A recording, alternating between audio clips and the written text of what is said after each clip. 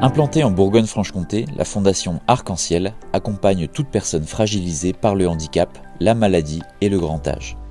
Reconnue d'utilité publique et à but non lucratif, elle gère une dizaine de sites relevant des secteurs sanitaires, médico-social et médico-éducatif. Elle accueille plus de 6500 personnes par an.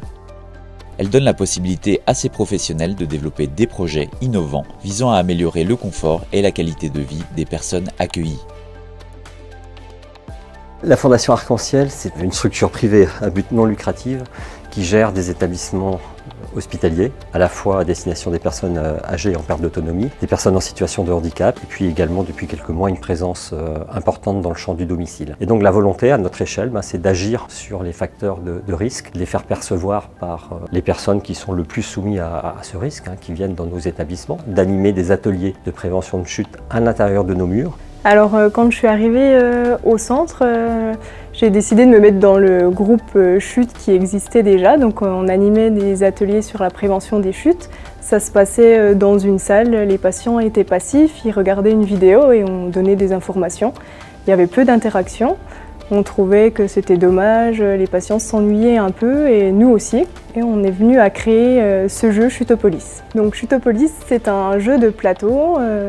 Les habitants de cette ville, Chutopolis, ont la fâcheuse habitude de chuter. Les patients vont être des apprentis infirmiers. Ils vont se déplacer en ambulance, ils vont rencontrer des personnes qui auront besoin d'aide ou de conseils dans l'aménagement de leur maison. Sur ce jeu de plateau, nous avons 64 cartes avec des pièces de la maison différentes. Donc on parle du salon, de la salle de bain, de la cuisine. Et nous avons aussi des astuces que nous donnons aux patients. On se rend compte que même certains conseils et aménagements basiques n'est pas forcément acquis pour les patients. Et c'est vrai que c'est vraiment important. Tous les patients en général ressortent satisfaits du jeu et en ressortent beaucoup d'avantages et de positifs. Il y avait des questions où en fait il y avait mon expérience personnelle et puis d'autres où j'ai pris réflexion pour savoir où était le danger ou pas. C'est surprenant quand tout est installé comme ça, on se demande, on a l'impression que c'est un jeu, on va jouer avec une petite voiture, des petits pions, on se remet un petit peu, on va dire 50 ans en arrière quoi, quelque part. Mais à la fois c'est très intéressant, c'est surprenant, intéressant. Et je pense que c'est un jeu qui devrait exister dans les familles en fait.